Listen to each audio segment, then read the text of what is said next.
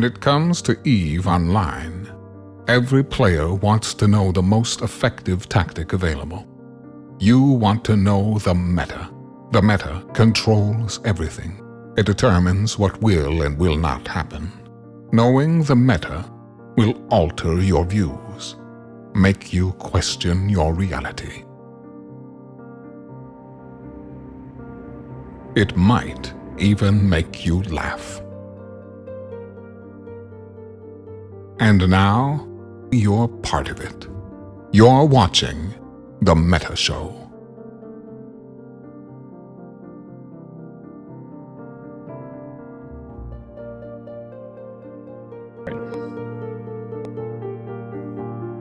Ladies and gentlemen, boys and girls, welcome to The Meta Show for April the 9th, 2022. I am Brisc Rubal. I am joined alongside a gentleman who has been accused of being a bigger cokehead than Tony Montana, the Mittani. Hello.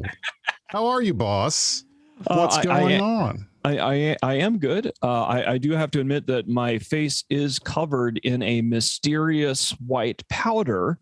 Unfortunately for our enemies accusing us of being cokeheads, I believe it's made out of ground up coconut shells. I've entered the makeup zone, as you guys have watched the makeup zone. So, you know, we're getting better at it as usual.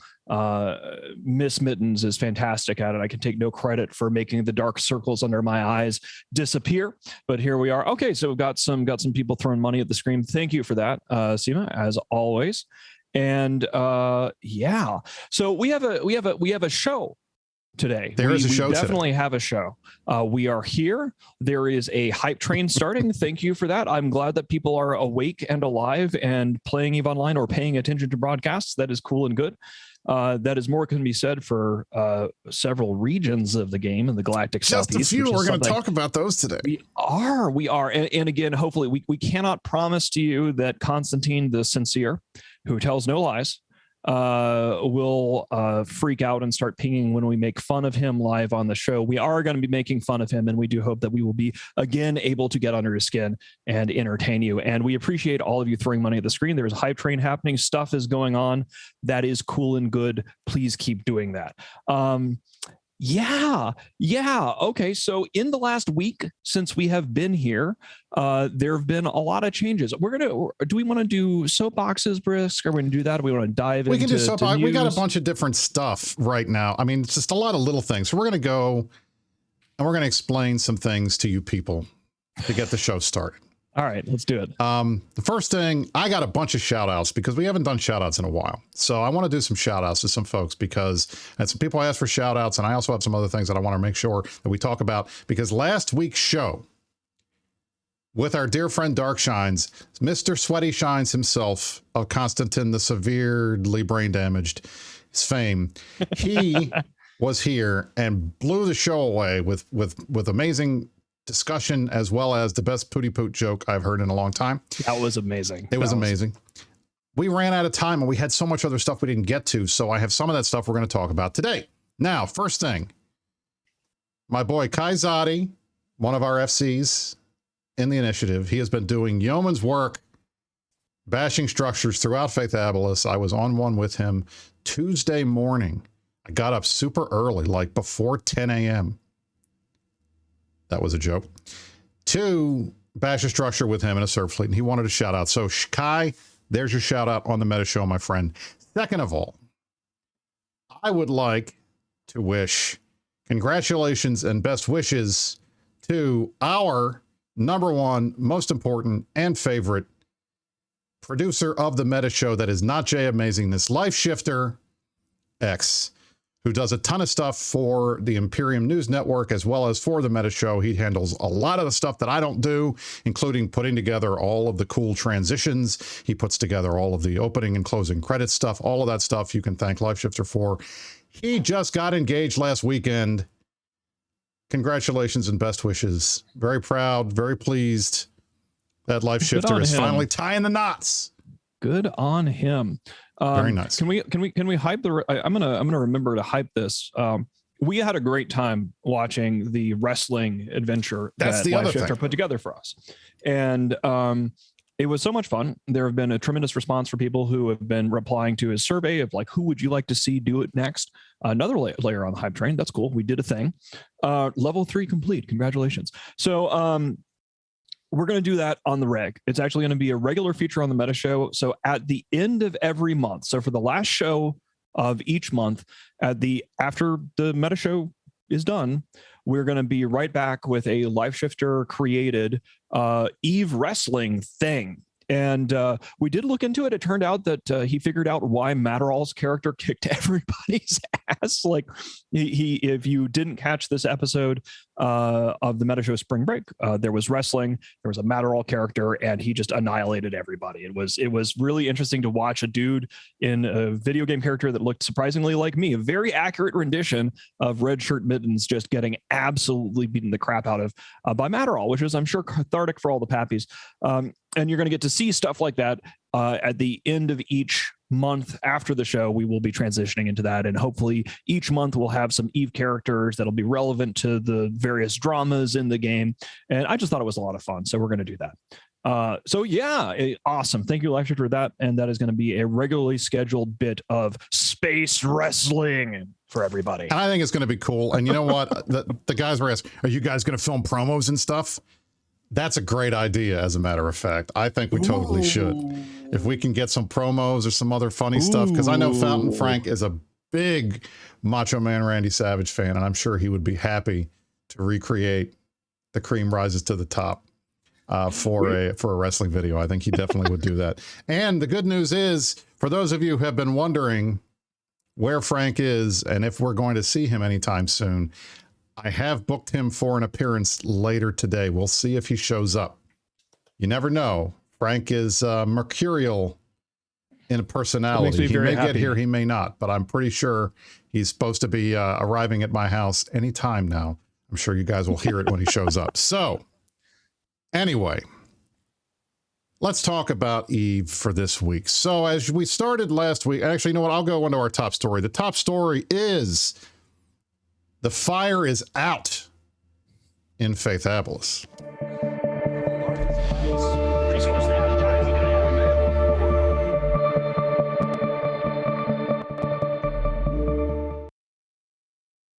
All right, so as we talked about last week with Dark Shines, the Initiative and Goons have had two of their SIGs forward deployed into Feythabolis for the last couple of weeks.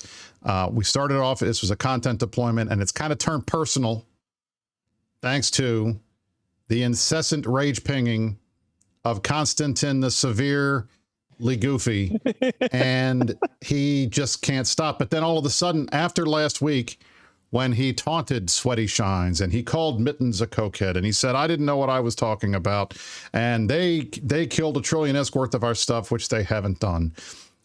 They were fighting so hard and they got a big dread fight and it's all about you and it's all about this.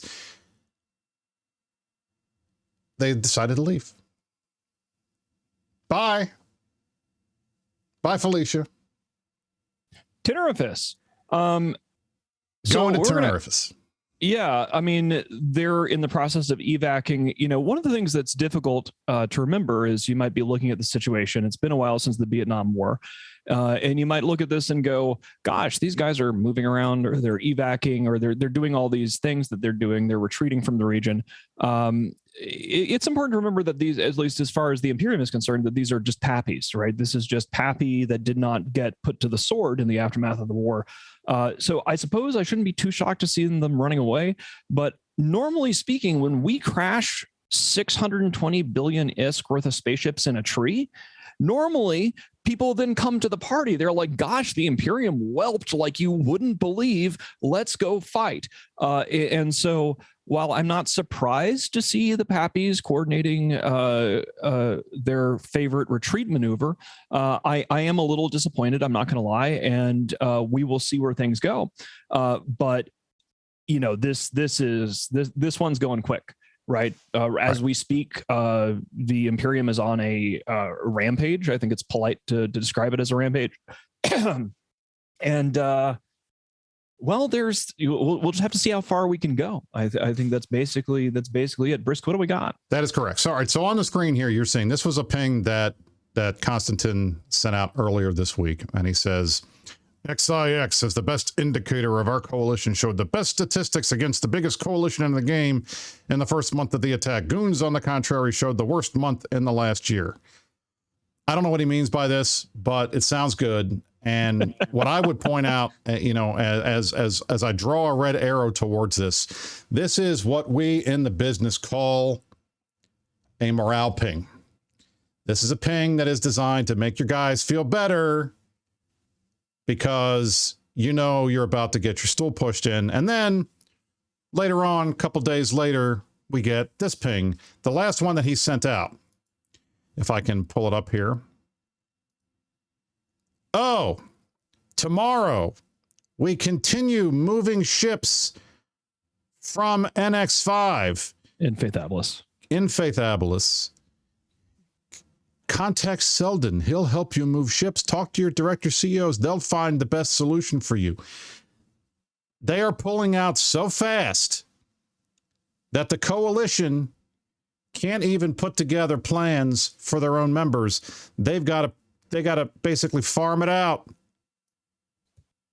This is it's unbelievable. That's how fast it's going. I know we have a segue lined up for this, and so I don't want to jump the gun here. But there are scenarios where we could just sit here and go like, hey, look, Pappies are retreating. The good guys are winning. Regions are being put to the sword. High fives all around. Great work. We do still hope that our enemy will find some stones and turn up and fight us. But in the absence of that, if they choose not to, I think that there is a return of Dr. Mibbles, our dear friend, Dr. Mibbles, Mr. Mibbles, Dr. Mibbles. Dr. Mibbles. Dr. Mibbles. He didn't go to Mibbles dentistry school to be called Mr. Okay. Anyway, there is a broader thing that I think that this uncovers. Bruce, do you want me to launch into this now? Do you want to launch into it? Because I want to. There's a couple of things I want to bring up here before we get to that, but this is important, and we're going to get there because I think one of the highlights of what's happening here is the fact that these guys have totally overextended themselves. They do this all the time. It's a standard Pappy maneuver. Legacy did it. Fire took over when Legacy fell apart. And it didn't take that much from us to kick them over. And I want to put this in perspective. So Init came down on our content deployment. We brought our PvP SIG, Adeptus Astartes. Okay. How many people are in that SIG, Brisc? Well, there are 380 or so members that are in that group. 381, I think, is the exact number Darkshines told me last week. There are almost 2,000 people, not characters, but people in the initiative as a whole. So less than 1/5 of our membership is down here in Feythabolis fighting. On the Goons Expeditionary Force front, they have similar numbers, probably more in terms of people. Plus, we're very close to 1DQ. So if you want to run ops at a 1DQ, you can grab whomever you want. They don't have to be forward deployed. But for the folks that are forward deployed into Feythabolis, we're talking a handful of people, maybe 600-700 actual people up against a coalition on paper that has 20 to 30,000 members in it. Now, granted, in terms of people, that's maybe 1,000 people, maybe a little bit more than that. Who knows? But in the end, this is their territory. And 2 SIGs from 2 alliances in the Imperium were able to wipe these guys out and push them out, even given the fact that they are claiming now that their numbers are down because of the war in Ukraine.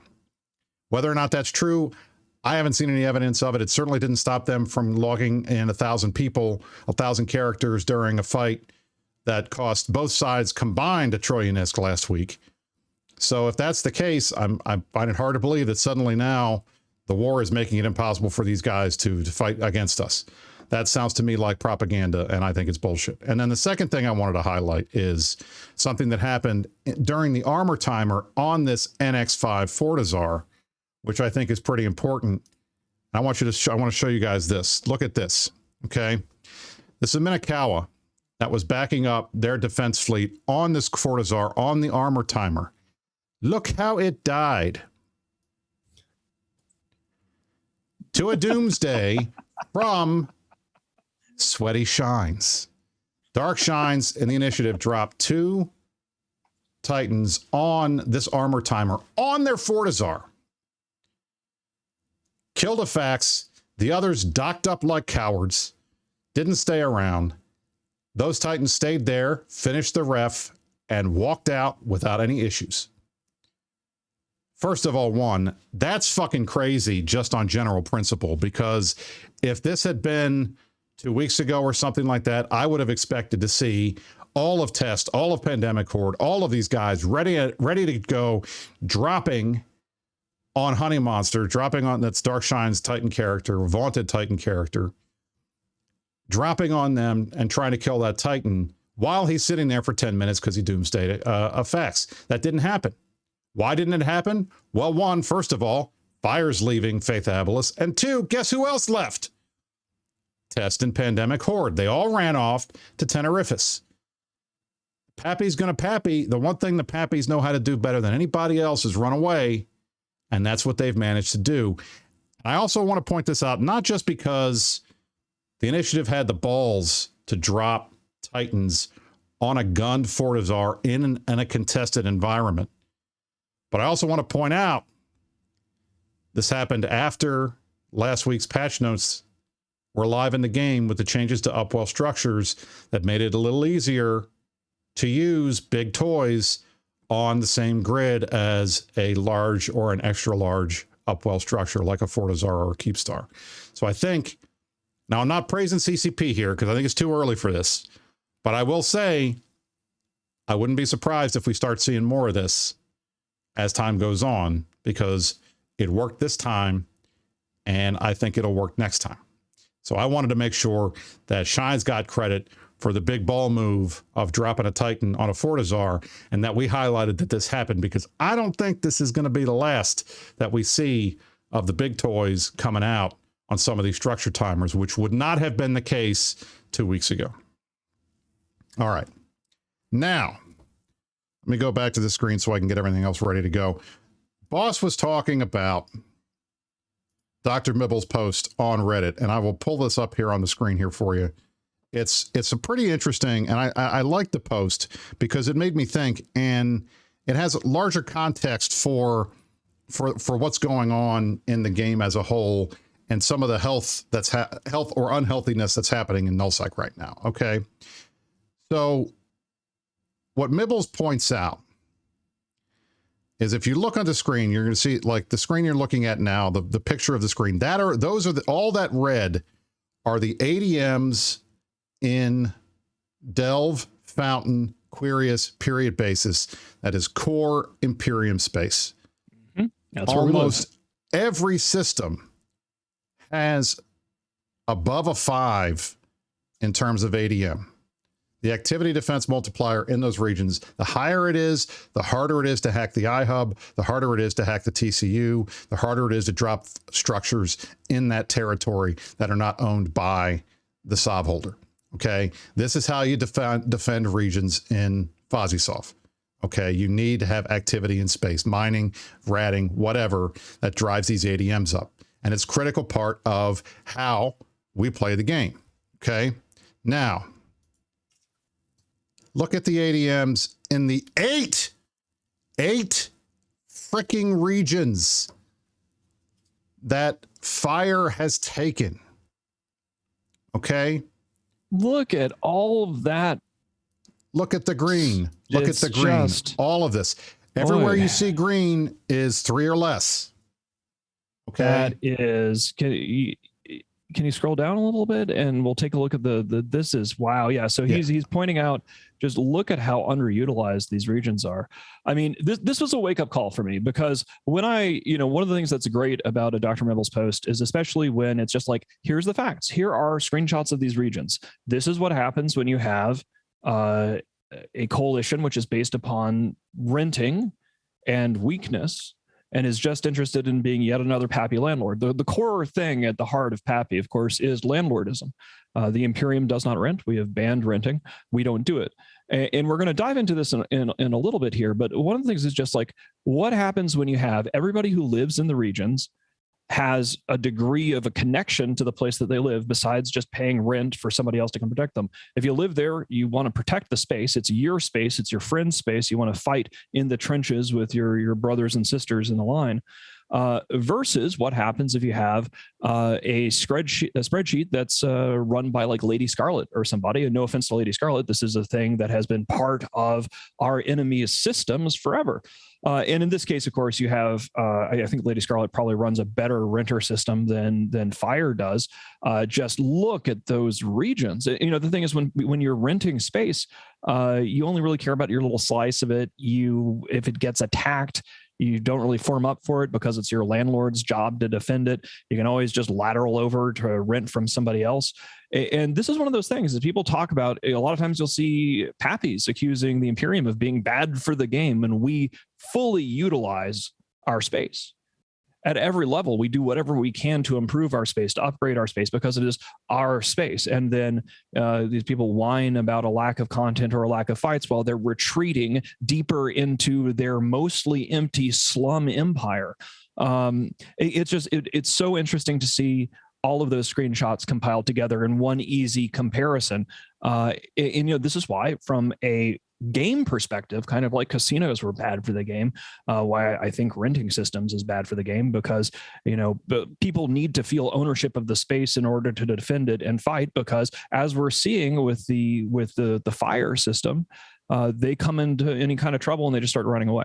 And they're claiming it's floodplains. Somebody brought this up in chat: is how long is it going to be before Pappy just says it's floodplains? And the answer is they've been saying it's floodplains for a bit now on Reddit, and that's fine. That's fine. If it's floodplains, it's floodplains, and it's all just floodplains, and it's fine. So it's just funny because this is a huge chunk of the galaxy, just a huge, vast swath of the fucking galaxy. 8 regions, like, my God. So that's happening. That's who we're fighting. I mean, seriously, like, I want to show this to you guys because I think it's important. The amount of space these guys own right now is immense. They own, well, if my line wasn't immense, you could see it. They own all of this, the entire southeastern part of the map: Innsmother, Scalding Pass, Wicked Crease, Immensade, Detorid, Tenerifis, Omist, Feythabolis. They own all of this. They're moving back into Tenerifis. They're basically going to give up Omist, and Immensea, however you want to pronounce it. That is the one region, the one area that they have built up the most. I'll pull up the ADMs there. You can see from where they are on Immensea. You can see they have more 5+, closer to 6 than anywhere else here. Okay, so this is obviously, that'll be where the last stand is if we decide to keep pushing. But the bottom line is, these guys are not that big a group. They have 8 regions. 8 regions. Now, yes, I fully admit that the regions that they control are some of the worst in the game. They're some of the most forgotten. They're some of the most backwater because they are so far away from the center of the map. And as you can see, the place everybody is worried about, everybody wants to make sure that they are close to all of this in here to get to the central part of the game, Perimeter and Jita and everybody else that are in the main regions. And then the Forge is one of the main regions for building stuff in the game. They all want to get as close as they can here. So when you're looking at control of territory, this area, the drone regions, has good access to Jita. Delve and Fountain and the rest of these areas up here, they have good access to Jita. Even Branch and Tribute and other folks up here, they don't have that far to go. These guys have to get through all of this fucking low sec in order to get up here and to get into high sec. It's a pain in the ass. They're very far away. The jump routes are not good. That's kind of a cool picture I just drew there. I should sell that as an NFT. It's just not an easy place. So nobody wants to live there. So what's the result? You have groups like FI.RE, who become these massive rental empires. And I know that some people like renting. I know that the renting system is very lucrative for big groups. I know that the renting system is very lucrative for, say, PvP alliances like the Initiative or like Nancy Dodd, who don't want to have to spend a whole bunch of time on industry. I know that renting is a good way an easy way to make money, and has been one of the main ways to make money for these groups since the loss of passive income from passive moon mining. But in the long run, and this is something I want to talk about with Mittens, in the long run, is the value of renting to the big groups worth the cost? And the cost is this. You install a culture of renting. The renters do not care who owns their space. They are literally serfs bought and sold by their lords who stay with the land and never leave. And they don't care who's running the rental empire as long as they know who to send their check to. That's, I think, bad for the game. I think it does not promote PvP. I don't think it promotes content. And in the end, people use that space. I don't know what they're using it for. To make ISK. Okay, to do what? They're not fighting with it, really. So what's the point? It really just ends up either getting RMT'd, in my opinion, or it ends up going somewhere else, probably into the pockets of the nullsec groups who already have enough money or have a lot of money. And I think it makes it very difficult for the small and medium-sized alliances who want to be SOV holders, who want to lay down stakes, who want to own and control territory and defend it, to find any where they're not being extorted by a coalition of 30,000 people who will come after them if they don't pay them rent. I don't think that's good for the game. Boss, what's your take? You know, there are a variety of reasons why FI.RE ended up with so many regions. And so as we critique the renting system, I want to point out that, you know, some of the how we got here. Obviously, Pappy lost the Vietnam War. Legacy imploded. A lot of these regions are former legacy regions that have sort of been inherited by the afterbirth of the implosion of Legacy. So there's that.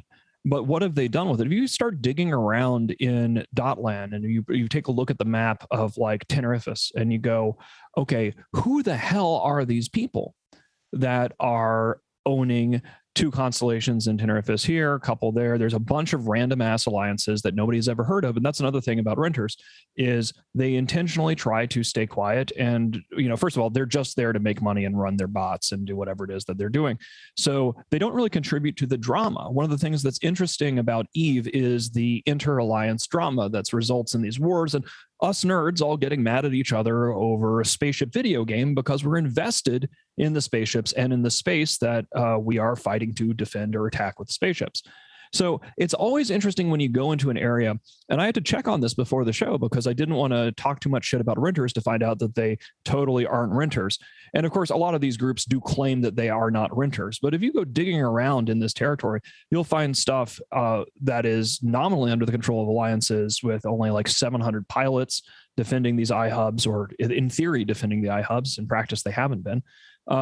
It's a shit show. So this fell to them.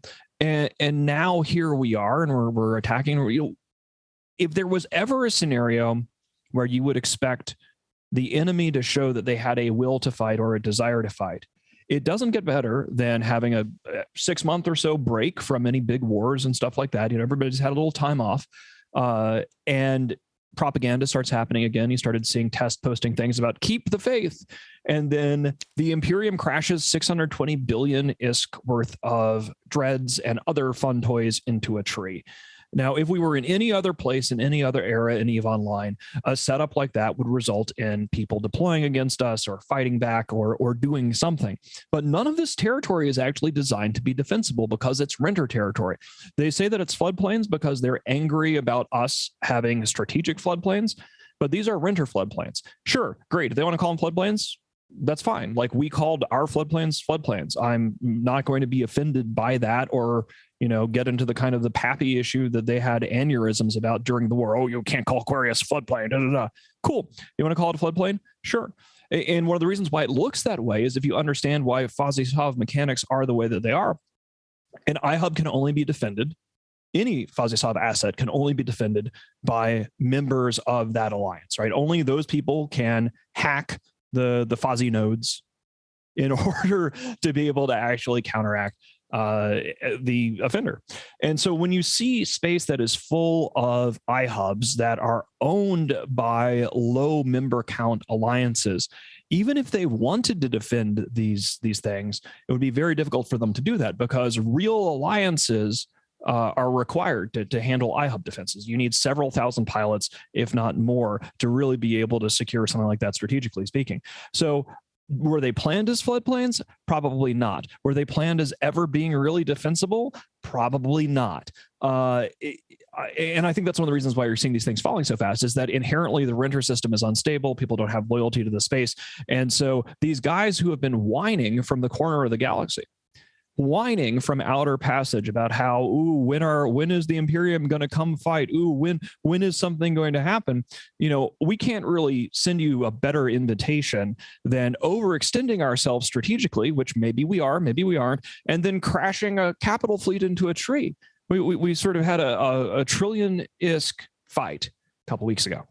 And what are we seeing? Evacs. So, you know, whatever. It's just a really interesting situation to see so much of the galaxy up for grabs with all of these people who've been insisting that they really wanted to fight us, us getting kicked righteously in the balls in a way that we deserved, right? Like we did the thing that we do. Occasionally you have a whelp. And where are the people that are supposed to fight us? Well, they are busy retreating while insisting that, you know, they never wanted to fight us anyway. So we're just going to have to see what happens. Test keeps losing corporations. FI.RE has been embarrassed publicly by Constantine's terrible pings and terrible leadership. And we're going to have to see how fast it takes the Imperium forces to, you know, burn these renters out of these holes. But, you know, the other thing about it, another reason why it's a bad system is something that we saw happen just within this last week, which is people will be like, hey, you know what? I have no loyalty to FI.RE. Why don't we try the non-Pappy side of the aisle? And I invite anybody who has been on Team Pappy to take the example from Dunk Dinkle and Brave Newbies and go, you know what? We don't have to be Pappies anymore. And you know, Brave is not Pappies. We know that Brave are not Pappies because they have shot Pappy. They fought Pappy in Venal. They actually shot the people that they used to be part of the 103 Alliance Blue Blob with. Okay, great. There is a path to getting out of that. All you got to do is leave them and shoot them. And so I think we're going to see more and more of that because we're always very reasonable. Our doors are always open. If you're interested in that kind of scenario, feel free to contact Hyperviper as always, and he will be in touch. So I think we're going to see some more flips. I think we're going to see more people realizing that being in Pappy is bad for the game and shitty and lame. But I also hope that maybe these guys find their balls and want to fight other floodplains. We will see. And that's what I find the most surprising, to be bluntly honest. These guys were crowing about how they bled us in JTAC-T just last week. They were all excited. They talked about the Trillion ISK fight. They acted like we lost a Trillion ISK, even though it was the whole group combined. Horde and Test and the rest of the Pappy brothers all lost about 333 billion. We lost about 666. I'm being very round with the numbers. So all of you pedants who are going to be yelling at me that I didn't get the number exactly correct, or I circled high sec when I meant to say high sec instead of low sec or something, I'm looking at you horrendous. Chill out. I'm being general. But it was a Trillion ISK fight, and in the end, you would think that winning a fight like that would jazz up your base, would get your folks excited, would make everybody want to log in more, do it again, keep fighting again. And it was exact opposite. It was exactly the opposite. It was like that was their last gasp, and now they're done and they're running away, and they smacked us good, so now they can run faster. It's just kind of crazy. So I have to say, I'm kind of surprised that did not go any farther than where it did, because I would have thought after a fight like that, that's when you say, all right, guys, now it's time to double down. We got to fight harder. We're going to push back on these guys. And instead, the result was on Friday morning, I think we had something like 48 timers right after downtime that we had to kill. Yeah. Yeah. I mean, everything died. Let's see what it's at right now. It's crazy. And so here's the thing, guys. And I want to say this. We'll talk about this on the fireside tomorrow, but I want to say this to the Imperium line members, which is you guys are kicking ass and taking names. Like, one of the things, it is lame when your enemies turn tail and run in a cloud of excuses. I'm sure we're all used to it by now. It is nice to see that our purge fleets have been as effective as they have been. And I know that in a situation like this, where the bad guys are just running away and going floodplains, it can be a lot of work to eat your Sovweedies, right? We've got a bunch of heroes in GSFOE, which is our offensive hacking group. We have a bunch of people who are bringing hacking ships just to hack, even if they're not part of GSFOE. It's a super useful way to get involved, get started with an F2. And there's just been a ton of work from our end on the Imperium side. You know, we had a deployment. Everybody was saying they were going to keep the faith. We were gonna do some more stuff before Pappy, decided to run for the hills. Maybe they'll come back. We'll find out. But it is a tremendous amount of organizational work that goes into just the killing work of slashing through these regions as efficiently as possible to destroy their bridge network, to destroy all of these things that they insist that they didn't want, and get things lined up for the next one. I have often been in a situation where, as the leader guy, I'm like, gosh, I want to purge more. I want more regions destroyed. Alexander wept because there was no further worlds to conquer, that kind of scenario. But our pace in Feythabolis has been wonderful. I've been very happy to see that. And you guys have been doing a ton of fucking work, and we appreciate it. We have a few more cool things planned. We will see if we will be able to pull those off. I am hoping we are going to. And yeah, it's been really good. So while Pappy might be a bunch of bitches, our people are making that entire region burn very rapidly, and I'm quite pleased with that. So yeah. I agree. I mean, that's the thing. So for all of the keep the faith test bullshit morale posting, we haven't even started really on the way back. Because I'll be honest, like, the firefighter jokes write themselves. Firefighting and faith. And I mean, you can do 1,000 different things with that if you want to. Go for it, guys. Have fun. So anyway, all right. So that is essentially that. I think we can move on from there. We got a couple other things that I want to bring up for the rest of the week. We're going to do Pearson and Corporate Bear. We're going to talk a little bit about the road to FanFest. We have some concerns about FanFest we want to talk about. And we're going to talk about some of the changes that were made to the game last week. And then I'm going to go find Frank. So here we go. Pearson and Corporate Bear.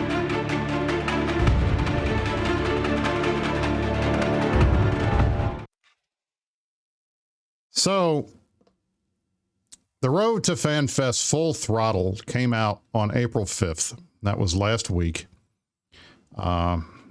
What day was April 5th? Was that Tuesday? It was Tuesday. Yes. Tuesday, April the 5th. First thing they announced was what we talked about last week on the show, the stand up and deliver. This was the Upwell structure changes. They made them a little bit easier for folks to stay on grid and fight with. They changed they changed things about the guide bomb launcher. They changed things about the point defense battery. The PDS is going to take ammo. It's not in the game yet, but they're prepping everything so that it will at some point, probably in the next 2 or 3 weeks. The ammo blueprints, they actually seeded ahead of time for the first time in a while, which was nice.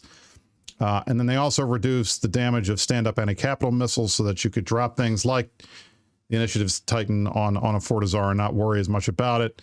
And then they also fixed what I like to call the anti-Brisc maneuver, which is whatever Keepstar grid I am on, I get doomsdayed. They fixed that. I'm safe now. Brisc is safe. The FCs are safe too. And you can only use the stand-up arcing Vorton projector, the big Keepstar Doomsday, on capital ships, which is nice. In addition to this, they announced the rollout of the Rorqual hot drop and the changes to the Rorqual's ability to jump things. Now you can do the conduit jumps with the Rorks, and they made that finally in the game. That was something that we had talked about and wanted for a while, which was nice. And I think that'll be interesting to see how that gets used. I think that has a lot of combat potential. As you can drop a Procurer fleet now filled with guys with guns and drones and stuff and shoot people. I think that'd be kind of funny to to see one of those hot drops happen. I hope we'll get to see. I hope I get to do one of those. That would be a lot of fun. They also made some buffs to the Proteus. I think they didn't go far enough, but they did a little bit to help. At least they tried. Yeah. They added some drone stuff, and they decreased, and they changed some of the power grid and CPU to make it a little easier to fit stuff, which I think is going to be fine. They also, on the stealth care, they try to buff bombers because of the rollback of the surgical strike nerfs to EHP. Bombs were nerfed at the same time because of the impact that it was going to have. So they kind of plussed up the damage on these bombers, which I think will be useful. We'll see how that plays out. And then they added this feature preview system. I don't know if you guys have not done this. The Photon UI is their first step at trying to normalize the UI across Eve. And I think that's a laudable goal. And I know some people are going to say, why are you going to mess with the UI? Don't touch it. But the reality is the game's 19 years old and it's got UI elements that are 19 years old and stuff that's just been layered on top of layered on top and layered on top of changes over the year. And I think it's probably not a bad idea for them to go back through and try to normalize it and make the UI look like something you would expect to see in a space game in 2022, not in 2004 or 2015 or whenever the last time they touched it was. Now, again, I've told CCP and I know the CSM, for the most part, I think would agree with me that anytime they add anything like this that has a major impact to an old system that players have gotten very much used to, they need to have an opt-in, and they did that. This feature preview system allows you to opt in so that you can decide whether you want to use it or the new one.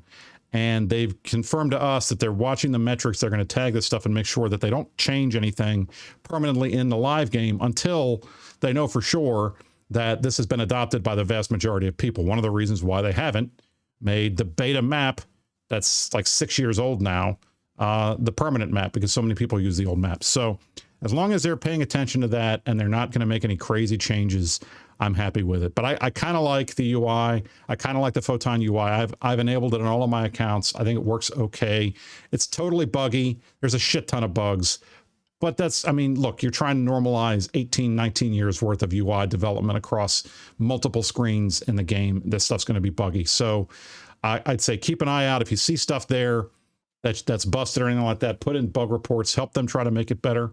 But I'm kind of pleased that they are at least not going too crazy out of left field changes for the sake of changes, which I would not support. So I wish that they would have had this kind of opt-in system before they changed the skill sheet. Like that would have been nice, because then we could have maybe not opted into it or had it forced on us. But what can you do? Yeah, I mean, that's a thing. It's a thing. It's a thing. Margin says, Brisc, will they monitor this like they monitored the DBS? Touche, sir. Touche. Let's hope they don't monitor it like they monitored the DBS, because that would be pretty bad. We don't want that happening again. So anyway, and in addition, last week, like I said, the last thing that's in here is they have updated the daily login rewards finally, so that the stuff we're getting makes a lot of sense and it's good. We get permanent skins, not the fake skins. The boosters are all pretty useful, and we don't get like 150,000 skill points every month. We get bits of skill points delivered to us over time. I think that's probably better. In the end, they've confirmed that the amount that you get will be the same over a month period. You'll get that 150,000 if you log in every day. It's just not going to be brought to you that way. And they removed all the BPCs that I don't know anybody who had any sense was actually building on. But hey, if you wanted to lose money building on unresearched BPCs that are out there, then you go right ahead. I'm sure that was a great idea. So, wow. And then this is scary. And this, I wanted to bring this up. Uh-oh. The previously mentioned blueprint changes to faction ships, dreadnoughts, and capital ships are taking shape after careful review of the impact that the update to compression has made, blah, blah, blah, blah, blah, blah, blah. I have not seen this. The CSM has not seen this yet. We do not know what these changes are going to be. We're supposed to have a meeting this week to talk about it. I don't know what these changes are going to be. I'm hoping that they're good. I'm hoping that they reduce costs. As we know, every week Mittens gets on his soapbox, rightfully so, to talk about how fucked up capital production is, and it still is. These BPC changes are supposed to fix it. We shall see if it actually happens or not. but we should have more idea on what these blueprints are going to look like within the next 2 or 3 weeks. Hopefully all of this stuff comes out before FanFest, because I'll tell you this right now, if they want everybody to boo, they'll start talking about blueprint changes during a keynote at FanFest. Let me just tell you. And that brings me to a discussion. Gate is green. All right, so the hunt is actually on as well. If you guys want to go kill some eggs and get some pod drops, go for it. FanFest 2022, the gate is green. I want to do something, and I'm kind of surprised. I don't know if this is going to work or not, and we'll see how it is, but I'm kind of nervous, all right? The viewership of the Meta Show, we comprise the entire game, everybody, all time zones. We're in a good time zone for EU. It's 8 o'clock. Iceland time, it's 4:50, and right now here in Eastern Freedom Time, it's 1 o'clock in the afternoon for the folks on the West Coast. We have a good, this is a good time to do a show. That's why we do it at the time we do it. We have a good cross-section of people from around the world who play EVE Online that are watching the show right now. Can you guys X up if you're going to FanFest? Yeah, please X if FanFest for real. Like if you have, and I don't mean that you've bought FanFest tickets. I mean, you've gotten flights. I mean that you got a plane. And that you paid for it, because you know, if you had all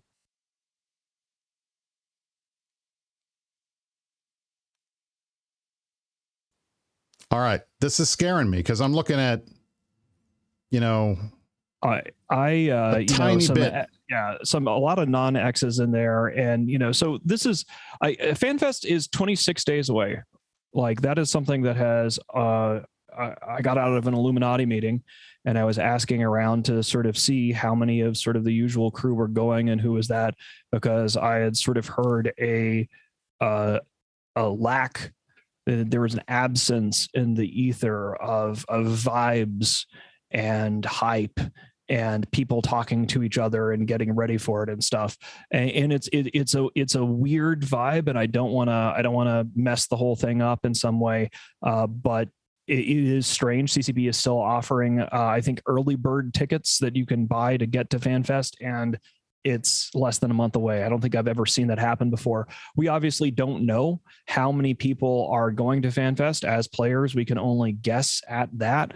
But I just want to sort of put it out there that at least on our side of the aisle, I've seen a lot more goons talking about going to Berlin, and I've never seen that happen. There is a goon meet in Berlin on July 9th and 10th. I intend to be there. I think it's going to be a blast.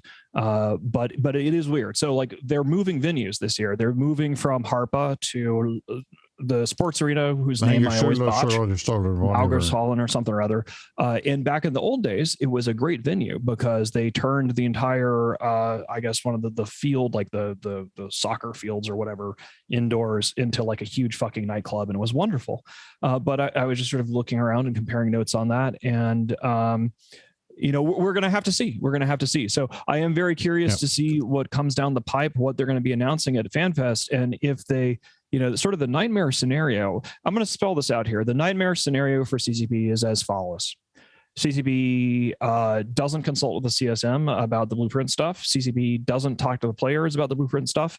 CCP announces before FanFest that they have a brilliant plan to unfuck things that doesn't unfuck things, because that's sort of been the history of things thus far. As anything touches the EVE economy, that the Rotati administration appears to have just busted horrifically.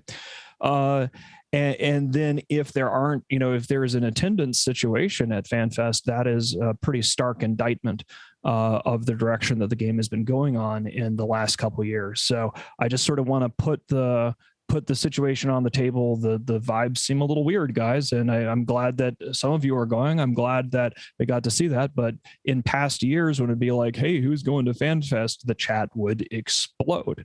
Right.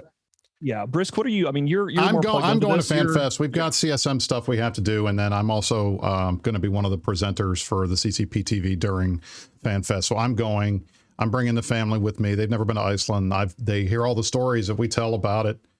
So you know, they wanted to see it for themselves. So we're going to go up and do it and hang out. I mean, it kind of sucks for people of a certain age, because that's Mother's Day weekend. Sunday is Mother's Day. So we are, so Sunday we're taking the day. That's going to be the day for Mrs. Brisc. She's going to get whatever she wants that day. We're going to go and do whatever she wants to do. while we're up there. But it's it's a little tight. But I think I'm concerned because as I talk to my friends, other than Merkin and Nominate, who are on the CSM with me, I don't know anybody else that's going, like at least Americans. And even some of my colleagues that I really want to see, like Darkshines and others that I want to see go to FanFest, I just don't see, I'm not hearing about them wanting to go or that they're going to be there. So that makes me a little nervous. So we'll see. This FanFest may be very high-sec oriented this time. Maybe it's just parts of the game that we're not talking to are going to be there. I don't know about the Pappy side. I don't know how many of those folks are going to go. We'll find out. We'll go for, I have to go because Commander Cotton Fluff is bringing me a ship model that I want to build. So I have to go for that at least at a minimum. But I think it's going to be interesting to see how this plays out and how well it does. I'm a little nervous. This has been the first FanFest they've done in multiple years because they skipped 1 year for the World Tour, and then the next 2 years were COVID. So no Noisy Gamer either. He got a new job. He doesn't have time. Noisy's not going in. Well, shit. I mean, that's tough. This is going to be hard. So I don't know. We'll see. We'll see how this works out. But let's hope that folks are out there. If you do want to go, tickets are on sale May 6th and 7th in Reykjavik. Probably now is probably not a bad time to get plane tickets. Hey, there's still early bird tickets there. I mean, the thing is, like, I don't want to piss in the Cheerios. I don't want to rain on the parade. I don't want to like spoil the party. It's just one of those things where when I looked up today and I realized that it was less than a month to FanFest and we're having all these road to FanFest blogs and what's CCP doing next and all this stuff. Yep. It was just like, wait a second, something has been missing in the sort of background radiation of organizational communication for several weeks now. Because normally at this point in the system, you know, you have goons talking about, hey, we're going to go here, we're going to do this, we're going to do this thing. And it's just, so I would set the warning level at concerned and making frowny faces on the meta show, but you never know. Hopefully they still know how to throw a wild party, and that everything will be just fine. Right. All right. Last thing I want to do on this segment, and then I'm going to go grab Frank because he's staring at me outside the door and he's making faces, and I hate it when he does that. If you noticed on the launcher, you can now tell which of your accounts is Omega and how much Omega time you have left on the account on the launcher. And despite the fact that as a member of the CSM, I am very fond of claiming credit for everything good that happens in the game. Everything bad is Billy's fault. I'm not going to claim credit for that one because I will tell you this right now. That is 100% my boy Anominate.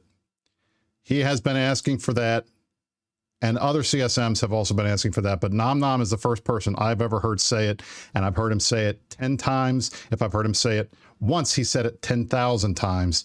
He said, get this on the launcher. There's no reason why it shouldn't be there. That's a critically important thing that everybody wants because they want to be able to see it and know right away. And we've always been stonewalled, and finally the company did it. So thank you, CCP, and thank you, Nom Nom, for making that a thing because it's a big deal. We like it. Go look at your launcher. There are little Omega symbols and little orange bars next to your name. I have seen that. It is and nice. It tells you. It's good. So that's all Nom Nom. Now, are you guys ready to hear some unfiltered news that's not spin from the two of us? I think we have clogged up the cameras too much. I think it's time that we got a truly objective source that we haven't heard from in a while. All right. Well, let's go get Frank and bring him in here. We're going to do the Imperium update with Fountain Frank.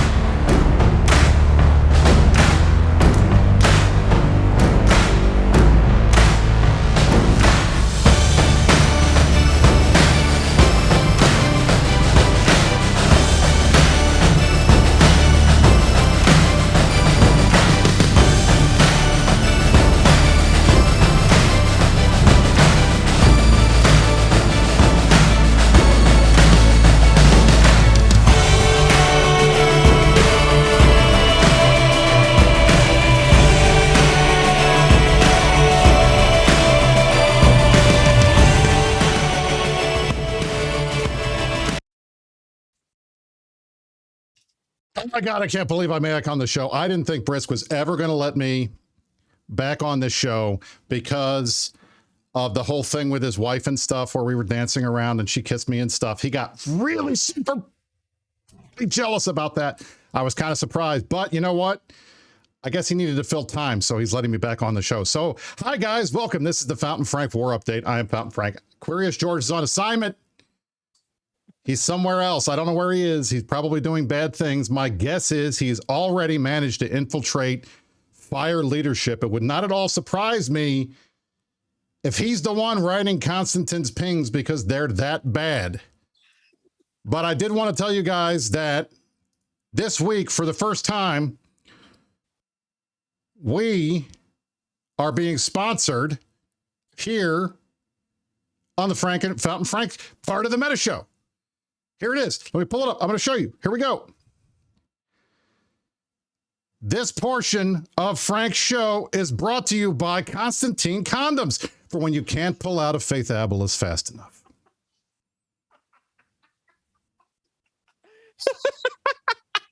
That's it. That's what we're doing. That's it. I'm so happy.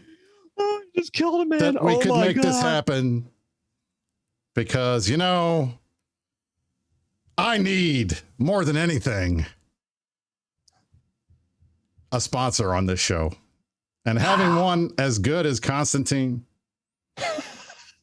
the severely burned right now because we can't stop moping on him.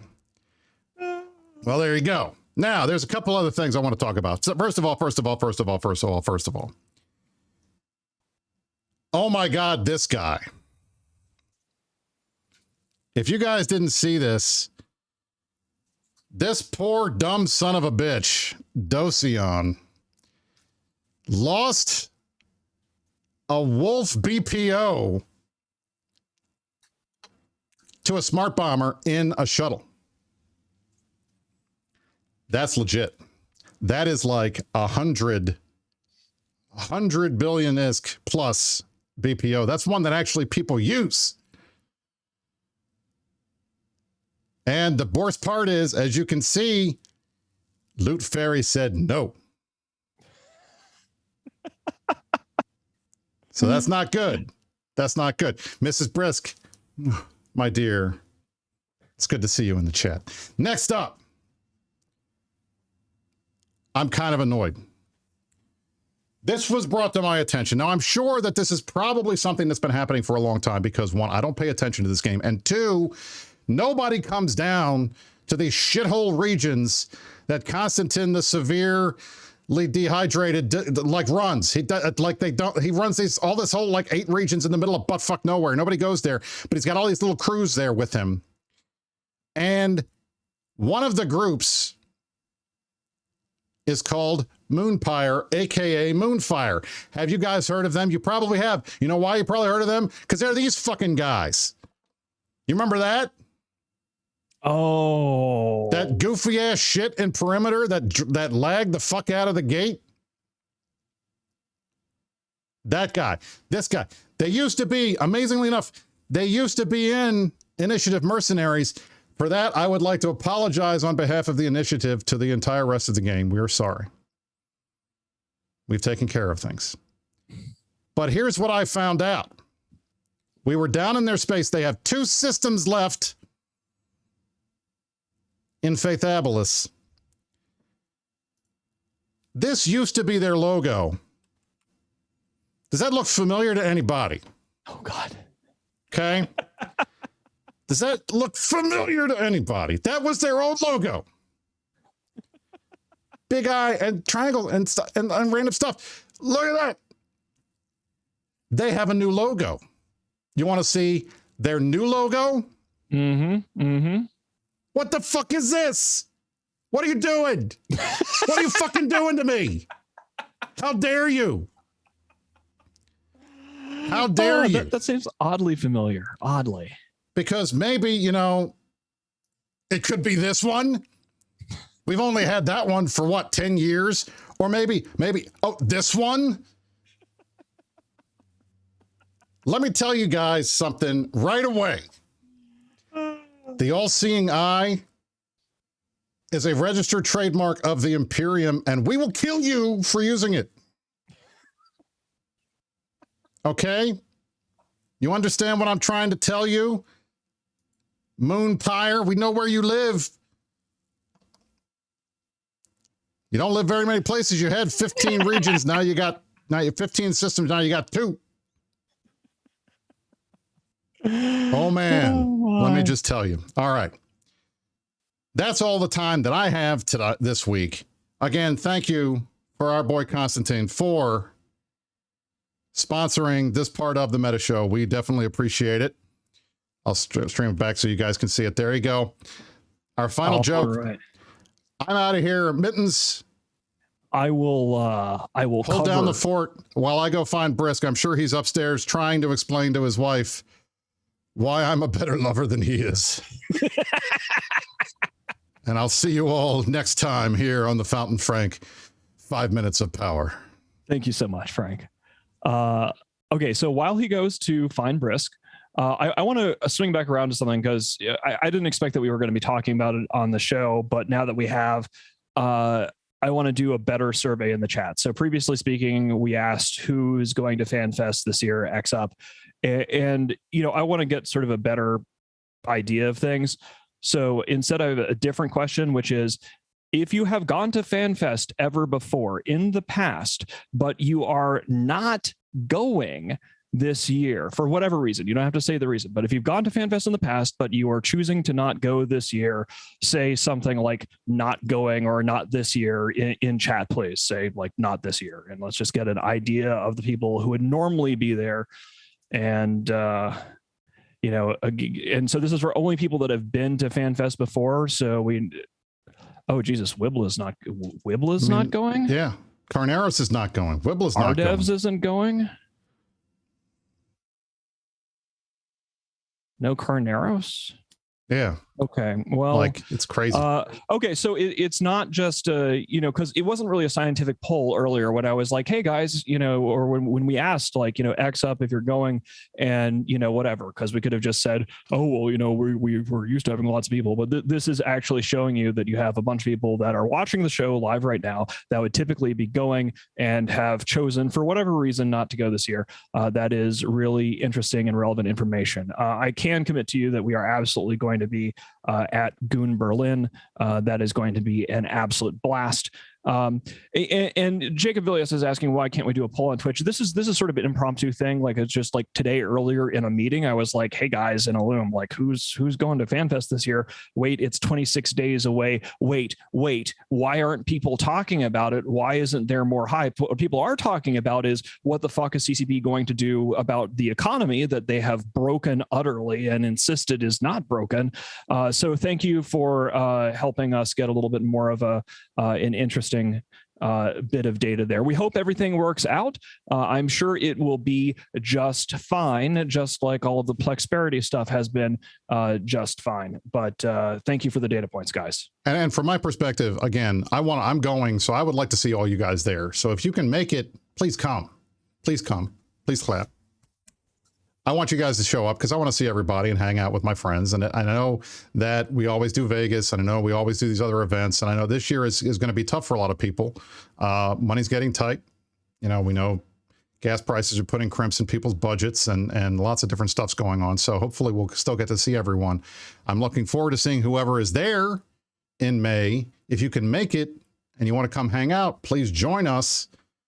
Even if the CCP side of the event doesn't go over that great or there's nothing there that blows your socks off, at the very least, you're going to be hanging out with your buddies and we can go have a couple beers out late at night. We'll go to Lebowski Bar, we'll go to Apotec, or we'll go to Grill Market, we'll go somewhere nice and get something to eat and have a good time and do what we normally do at all the Goon meets and the other Eve meets that are official and unofficial across the year. So I look forward to seeing whoever's coming. But man, I'm worried it's not going to be many of you. So, all right. All right. That's it. You got anything else, boss? Well, I think we're ready to go. We gave you guys 10 more minutes than I was expecting today. Let me be honest. This was a rough week in terms of news, but we made it happen because we're here to put on the best show for you we possibly can. Indeed. Yeah. It's been good. And I'm glad that I'm glad that we had as a community the FanFest conversation, because it was probably overdue. Apparently there is no more Laundromat Cafe in Reykjavik either, which is a tragic loss, but we will be back. I mean, if not this year, I hope next year. I've been to Iceland 17 times. I've counted the visas on my passport. That's not an exaggeration, 17 times. And I will definitely be back again. But there we go. All right, that's it for me. Ladies and gentlemen, we're good. Thank you all for joining us. This has been the Meta Show for April the 9th, 2022. I'm Brisc Rubal, joined alongside the Mittani, a.k.a. Tony the Mittani. Thank you all for joining us. You are the best audience in EVE Online. We will see you next week, and you stay classy. New Eden.